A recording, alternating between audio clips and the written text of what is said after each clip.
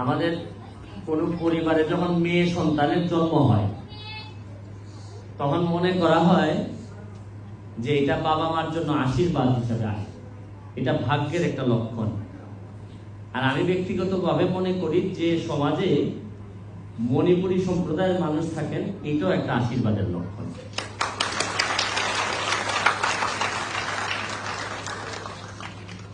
আমার যদি বলা হয় যে আমার নিজের বাচ্চা থাকে আমেরিকাতে, তো চলে আসবে হয়তো।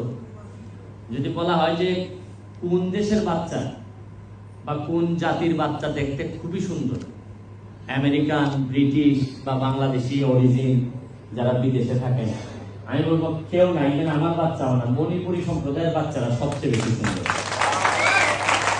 আমার এত ভালো লাগে, আমি খুবই কম পাই, ওদের দেখতে পাই খুবই কম, আপনাদের প্রোগ্রামে ওরকম যাওয়া হয় না, কিন্তু আমার দেখলে মনে হয় যে এরা এঞ্জেল, যে শব্দটা, এই এঞ্জেল শব্দটা আমার কাছে মনে হয় মণিপুরী বাচ্চাদের জন্য সবচেয়ে বেশি প্রযোজ্য হয়।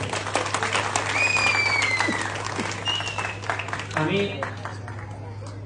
আপনাদের এমপি হিসাবে, আমার চুনারঘাট মাধবপুরের এমপি হিসাবে আপনারা আমাকে ভোট দিয়ে সম্মানিত করেছেন।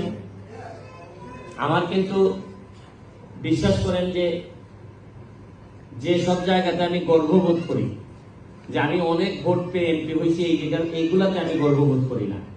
আমি গর্ববোধ করি যে এই চুনারঘাটে মাধবপুরের এমন এক জায়গার এমপি আমি হয়েছি যে জায়গায় আমার জানা মতে আদিবাসী সংখ্যা সবচেয়ে বেশি এবং বিভিন্ন ধরনের আদিবাসীরা আছেন আমাদের চুনারঘাটে, এবং যেখানে এই ধরনের মানুষরা থাকেন, এই ধরনের এলাকারে সঠিক নেতৃত্বের আন্ডারে নিয়ে আসলে এই এলাকাকে কেউ আর দাবায় রাখতে পারে না। এটা আমার একটা বড় সম্ভাবনার জায়গা।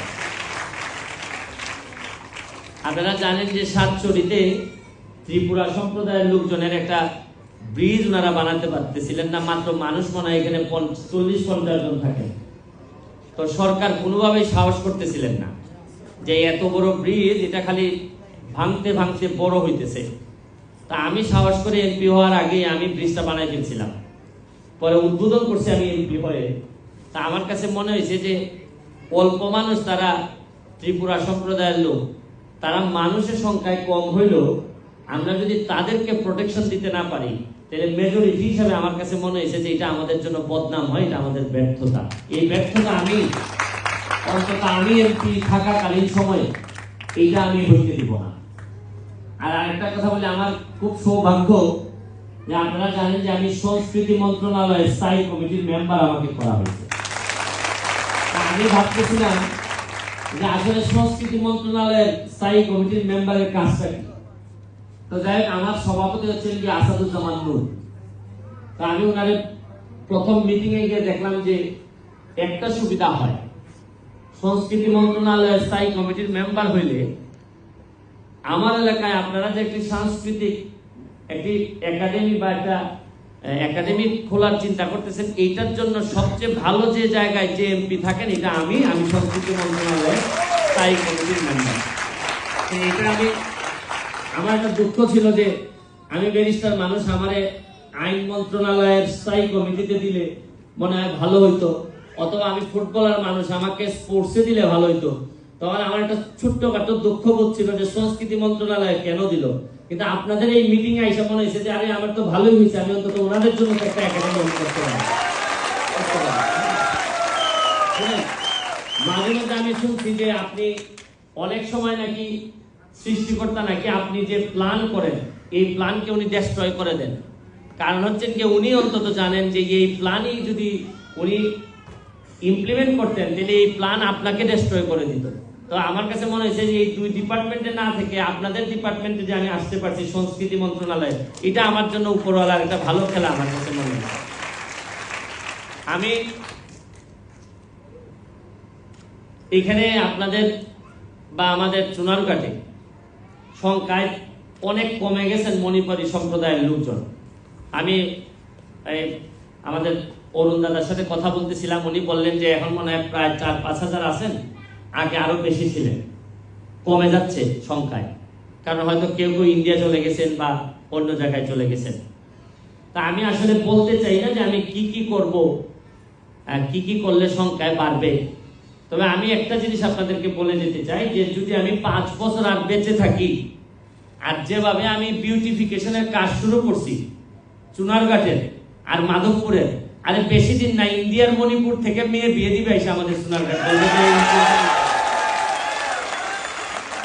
মানুষ যদি সম্ভাবনা খুঁজে, মানুষ যদি সম্ভাবনার কারণে বিদেশ যায়, আমেরিকা যায়, তা আমি একটা বিশ্বাস করি, আমি ব্যারিস্টার সুমন বিশ্বাস করি যেভাবে শুরু করছি মাত্র 3 মাসের ব্যবধানে মরা নদীরে পরিষ্কার করে ময়লা পানিতে আমি এমপি হিসাবে নেমে গোসল করে, আমি যেহেতু আপনারা জানেন যে সাতচড়িতে এই তেলিয়াপাড়া থেকে চাঁদপুর পর্যন্ত এই রাস্তাটা এমন ভাবে আমি তৈরি করতেছি, যতগুলা পরিত্যক্ত আমাদের যাত্রী ছাউনি ছিল এইগুলারে বুয়েট এবং চারুকলা স্টুডেন্টদেরকে নিয়ে এসে যেভাবে আমি তৈরি করতেছি, আমি আর 5 বছর সময় যদি পেয়ে যাই তাহলে মনে রাখেন আমি যে বলছিলাম যে চুনারঘাটের ইতিহাস, মাধবপুরের ইতিহাস আমি বদলাই দেবো, ইতিহাস বদলাই দিয়ে আমি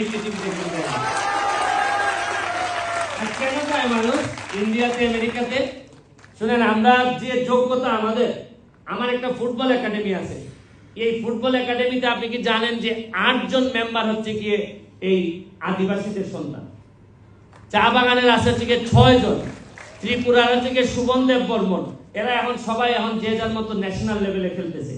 তা আমি সবসময় আমার যদি জিজ্ঞেস করা হয় যে আপনি সম্ভাবনার জায়গাটা চুনারঘাটের কোথায় দেখেন, মাধবপুরের কোথায় দেখেন, আমি বলি যে সবচেয়ে বড় সম্ভাবনা হচ্ছে গিয়ে আমাদের চুনারঘাটে যে চা শ্রমিক যারা আছেন বা যারা আদিবাসী সম্প্রদায়ের লোকজন আছেন, তারা আমি নিজে বিশ্বাস করি যে আমি যে বাঙালি সম্প্রদায়ের আমাদের লোকজনকে সবসময় আমরা সঠিক সময়ে সঠিক জায়গায় না পাইলেও আপনারা আদিবাসী যারা আছেন, আমার একটা বিশ্বাস যে আমারে যদি কেউ বলে যে উত্তরাধিকার হিসাবে ক্ষমতা কার হাতে দিয়ে গেলে আপনি মনে করেন যে সবচেয়ে বেশি সুরক্ষিত হবে, তাহলে আমি নির্দ্বিধায় বলতে পারি যে আমি আদিবাসী সম্প্রদায়ের কাছে ক্ষমতা দিয়ে গেলে সবচেয়ে বেশি সুরক্ষিত হবে।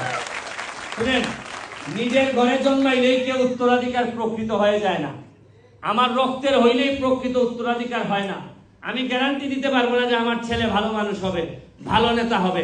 আমার একটা ইচ্ছা আমার আছে যে আমার ছেলে হোক আর না হোক, আমার রক্তের হোক না হোক, আমার আদর্শের কেউ যদি দাঁড়াই যায় আর সে যদি সৎ হয় আর মানসিকভাবে নিজের এলাকারে বদলাই দিতে চায়, আমি প্রথম হব তদবির কারক, জানে আমি এই ক্ষমতা দিয়ে দিতে চাই। আমি আমার আপনারা যে 6টা ভাষা আসতেছে যে প্রাইমারি স্কুলে পড়ানোর জন্য, আমি তো আজকেই জানলাম। আপনারা নিশ্চিত থাকতে পারেন একজন এমপি হিসাবে যা যা করা লাগে আপনারা যতটুকু চেয়েছেন আমি চেষ্টা করব তার চেয়ে বেশি প্রেসার দিয়ে হইল এখানে বেশি করা, কারণ খুব বেশি তো দেওয়ার আমার নাই আপনাদেরকে। আপনারা এমন একটা সম্প্রদায়ের মানুষ যাদেরকে ভগবান এমনিতেই অনেক কিছু দিয়েছেন। আমি এমপি হিসাবে খুব বেশি আপনাদেরকে কি দিব, আপনারাই দেওয়ার মতো যোগ্যতায় আছেন। এবং আমি শুধু আপনাদেরকে অনুরোধ করব, আমার তো শুধু ফরম্যাটের কারণে আমি এমপি হয়েছি, কিন্তু আমি আপনাদের কাছে সহযোগিতা চাই যে চুনারঘাটের উন্নয়নে, মাধবপুরের উন্নয়নে, আমাদের এলাকার উন্নয়নে আপনারা যদি এগিয়ে আসেন, আমি ব্যারিস্টার সুমন হিসাবে আপনাদেরকে গ্যারান্টি দিচ্ছি আমার আমলে কোনোদিন আপনাদের সাথে কোনো অন্যায় হবে এটা আমি কোনোদিন বরদাস্ত করব না। আর আপনারা এগিয়ে আসছেন, আমি আমাদের এলাকাটা এগিয়ে নিয়ে যেতে পারবো। আমি এই দুইটা একটা সংস্কৃতি বা সাংস্কৃতিক একাডেমি তৈরির জন্য যা যা করা লাগে আমি করব। আর হচ্ছে কি আপনারা ল্যাঙ্গুয়েজের ব্যাপারে, ভাষার ব্যাপারে যেটা করা লাগে আমি করব। এই দুইটা জিনিস আপনাদেরকে আমি কথা দিয়ে যাচ্ছি। আরে আমার তো আবার একটা সাহস আছে, আপনারা জানেন কিনা, সুপ্রিম কোর্টের ব্যারিস্টার তো আমি। সরকার অনেক সময় না দিলে সরকারের সাথে চ্যালেঞ্জ করে বলি তোমার টাকা লাগবে না, আমার টাকা দিয়ে আমি ঘুরে করি। আর আমি যে এমপি হওয়ার আগে সব বিল বানানোর সব ক্ষমতা রাখে, সাহস রাখে, ওরে আর কি ভয় দেখাবেন আপনি? দেন না দেন মনে রাখেন। শুনেন, আরে সব ক্ষমতা তো অন্তর থেকে আসে, বিধাতা ছাড়া কেউ এই অর্জন করতে পারে না, দিতে পারে না। আমি special thanks to our guest, আমাদের ইন্ডিয়া থেকে অ্যারাইভ ফ্রম ইন্ডিয়া, আমাদের Soma life trust, Soma brand ambassador. আমি আসলে ওনার ব্যাপারে এত জানি না, বাট যতটুকু ওনার অল্প সময়ে বুঝলাম, ওনার যে